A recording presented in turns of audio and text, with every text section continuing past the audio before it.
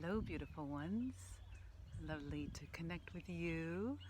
I'm out on the trails again, and this is a different one than our local parks, a little bit more up in the foothills from where we live. This beautiful canyon, lovely, beautiful green grass that is shooting up in different sections, and just a beautiful, gorgeous day here. Really enjoying being in the elements and hearing the birds and in their wonderful song. I always talk about, and some of you might be heard this in my podcasts, about how all of nature is in constant mantra. And for some reason we think as humans, that's not part of our daily sourcing. And yeah, it's just a beautiful thing to chant in many different cultures all around the world. But that's not what I came here to talk to you about.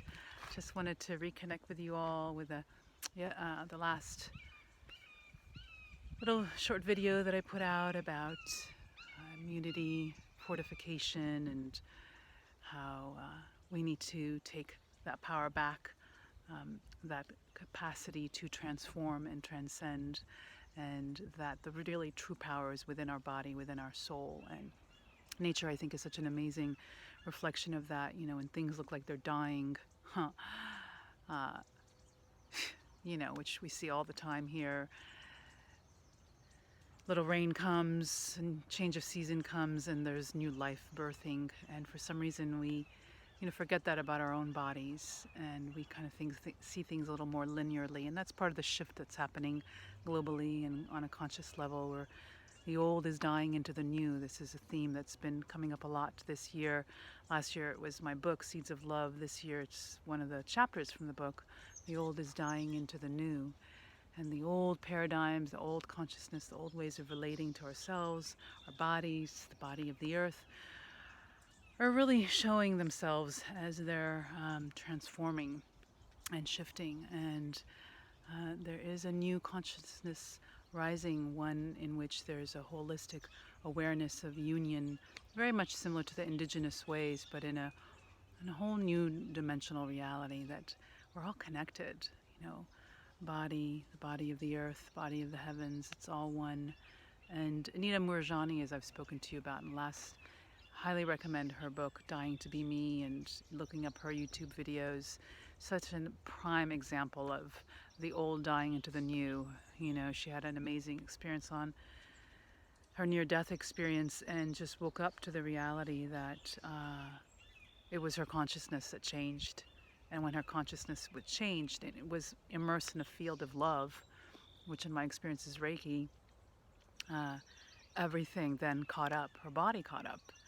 And, that's really what's happening with our world with COVID. We're in a kind of pivotal time of shifting our consciousness and our awareness about what true healing is and what illness is. And our paradigm is really locked into, fortifying disease instead of fortifying resiliency and healing and wholeness, which is inherent in all of us. And that's the beautiful thing about Reiki. It teaches us that. So I've been reflecting a lot on sacred journeys that I've taken and that have been part of my healing and transformation and transforming the old into the new. My first was in Crete years ago, 15, I don't know how many years, 17 years ago, more like 18 years ago. And or maybe it was 17, anyway, years ago. And I felt a lot of consciousness shift in those types of journeys. And I posted a short video with the sacred journey to Japan, the birthplace of Usui Reiki, that I went to a few years back, and just what a powerful experience that was, how transformative. And that very much lives in me, and definitely was this time of year that I went in March.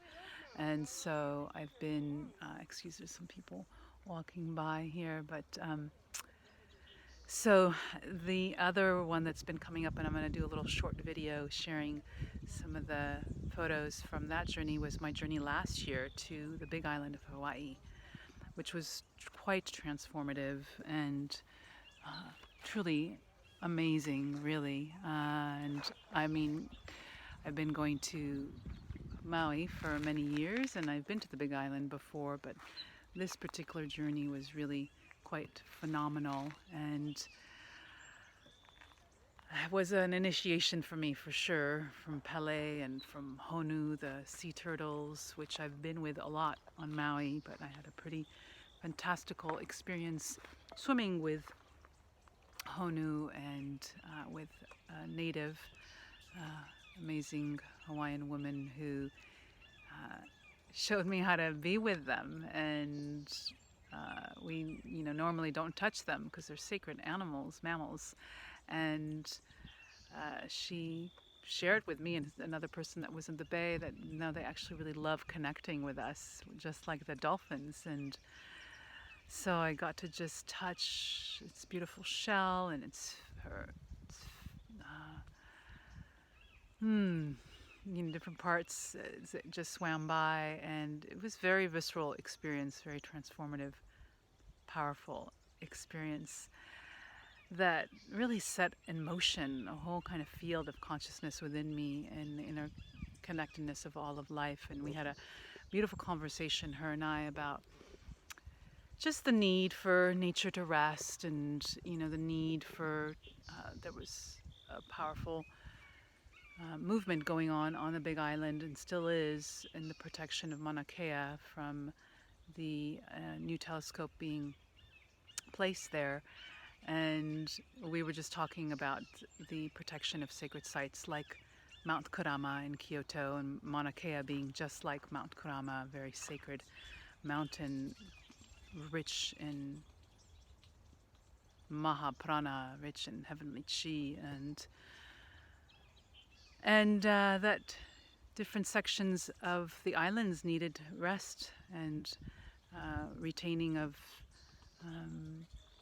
tourism for a little while. And when we had that conversation, it just felt like a whole field was in communion with us. And then when I returned that week to the mainland, the whole COVID movement hit, and everything got closed, and all the islands were closed, and it was pretty amazing because this conversation we had about time of rest that was needed, like, happened, and the islands had a great bit of rest for a few months.